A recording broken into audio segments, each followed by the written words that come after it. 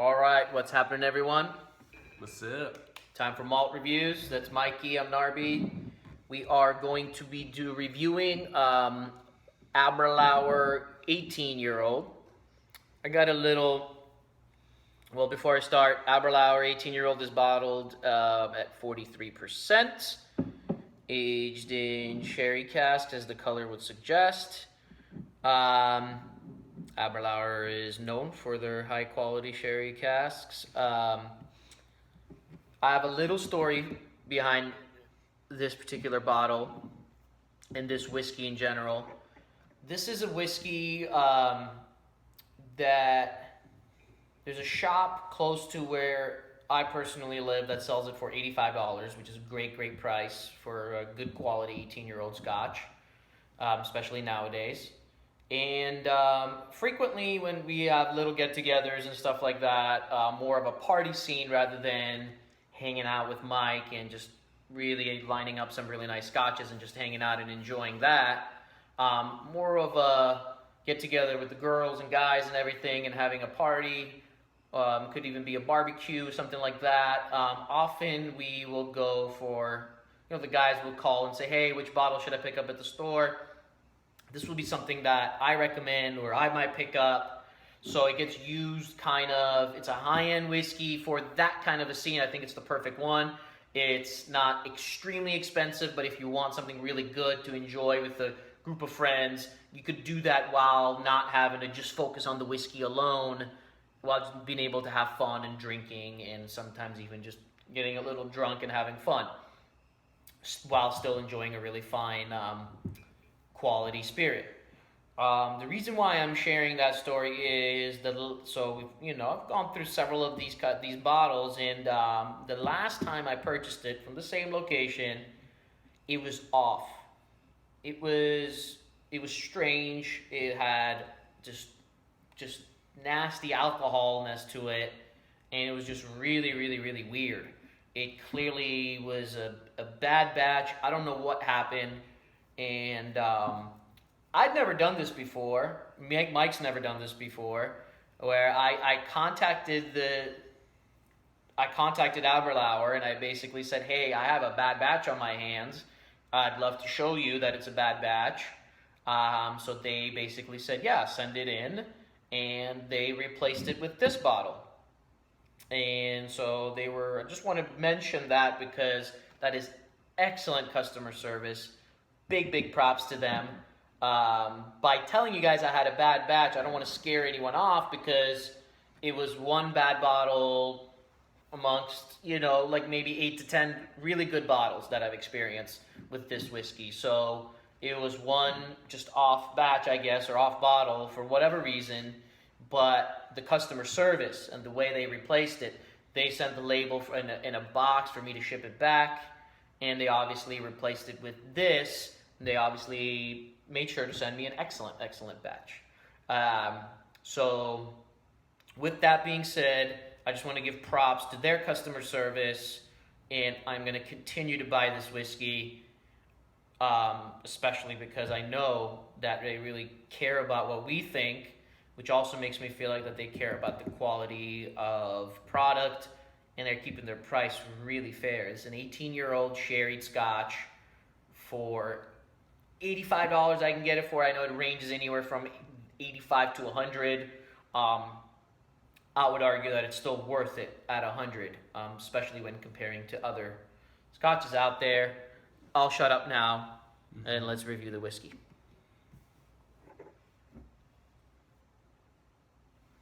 It's not extremely dark, but it's definitely dark.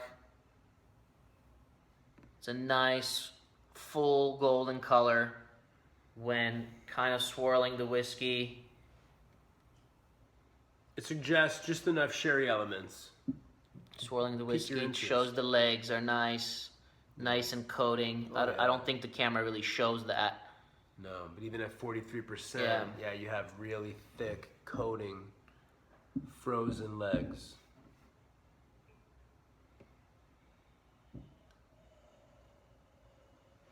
The nose has some nice ripe apricots and peach melon kind of smell to it. Even some apple skin and some orange chocolate. Oh, it's nice. And some soft caramel and toffee. All the caramel, the toffee, the chocolate, those elements you're expecting. But what's unique about it is this actually has a nice fruity element to it as well, with the peach, apple, and apricotness to it, and I think it's pretty unique that it has that. I also will say, other bottlings, I have not gotten that apple and apricot in there from some of their other bottlings that I've bought. I believe that this batch that they sent me is easily the best batch I've ever tried. They really, I think, made sure that I got a really good one. Not saying that they're very good. All the other ones besides that one bad one have been very good, but they were more on the dates and figs and chocolate. And this one is getting still sherried, but then also going with those fruit elements too. You know, wasn't expecting to get apple skin and apricot from this at all. Yeah, I was expecting like Macallan 18 basically. You know, very traditional dessert like sherry elements. And those are there, but they're more subdued, and that's why I like it, because you're getting like Bowmore fruits, like mango and apricot, even pink grapefruit, and then you're getting a bunch of strong orchard fruits, like Narby mentioned, apple, plum, pear, really unique like Asian pear, which for a deeply sherried whiskey you might think of as like a dessert whiskey, which is other bottles of Aberlour 18. More like that. It's a really nice surprise. Yeah, this is a great bottle and a great batch. Clearly, I want to bring something up. We sometimes will say Old Springbank, old Bowmore, like Mike just said, Bowmore kind of fruits. We probably shouldn't say that because it's not really a fair thing to say. The Bowmores that are released now don't have necessarily those kind of fruits. We're talking about old 1950s Bowmores. And when we discuss whiskey alone, when we're off camera, we use that term all the time. When we're experiencing certain kind of fruits, we say Bowmore fruits. We both know what we're talking about. To be fair, when we say it on camera, you guys probably don't know what we're talking about. But you get such old Bowmores have this such unique kind of fruitness to them with mangoes and peaches and those kind of things that you don't really experience with current bottlings of Bowmore. They used to be less peaty and more fruity, but that's what he means when he says that. But this is unique, huh? Now I'm getting now darker elements like cola, espresso, even dark like sherry vinaigrette, like we talk about. Speaking of that, talk about in old Springbanks, like old 60s Springbanks and old Springbank 1200 proofs. A little bit of that sherry vinaigrette and some bitter herbs, some really nice floral herbs, rosemary and thyme and sage. Really unique. Cinnamon. I'm getting the red rope licorice. Oh wow. Sick. Wow. It's great. It's really quality, and it's one main thing in here too that I forgot to mention. It's very soft and creamy. Oh yeah. So if you're looking for a big attack, like when we're mentioning these things, sometimes when we're like talking, we might mention similar kind of fruits, similar things, and we're talking about a really high-end product. It's just exploding up. All of this that we're saying is very subtle in there, but it's not exploding in the most extreme high-end way, but it's all subtly there, and it's all very creamy, and it's all very soft and delicate. Yeah. You know, really great mouthfeel, really pleasing to the palate, very smooth, good for sipping, good for summertime, good for wintertime, good for after dinner, good for all occasions. On the palate? Yes, sir.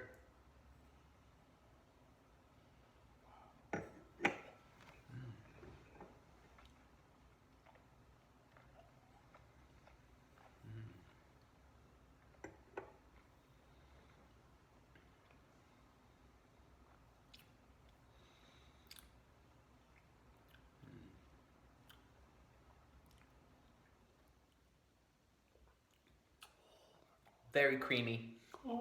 Very luscious. Yeah. Can't get over the apricot. Apple. Pear.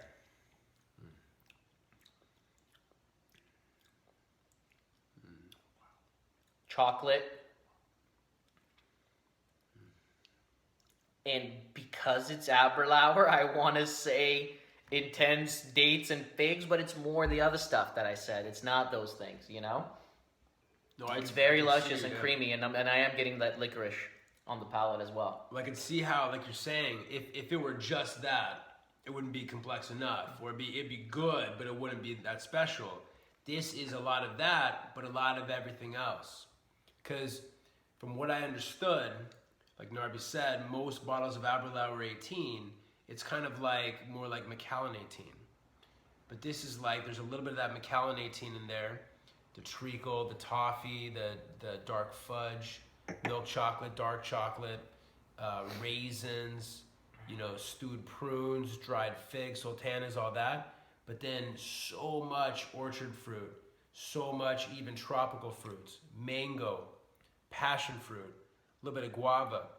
And then that moves to like a little bit of like toasted coconut. This is so much more complex. So you have those deep sherry elements, traditional sherry elements, but you have this whole other level of fruits that's just wonderful. Adds complexity. Maybe to be fair, we'll go and buy another bottle of this and do another review too, since this was sent by Aberlour. This clearly is a little bit better than any other Aberlour 18 that I have had. So it's important that we need to be honest about that. And this one was sent by them. I will say that normally I would score this whiskey an 87 out of 100 from the other bottles that I have had. This one is like an 89, almost getting to 90.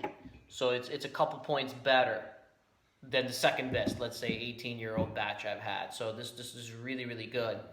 The finish is kind of medium length, lingering with those fruits. But truly a special whiskey, and I'm going to stick with 89 out of 100 for this Aberlour 18-year-old. I'm going to give it a 90. Yeah, really, really good.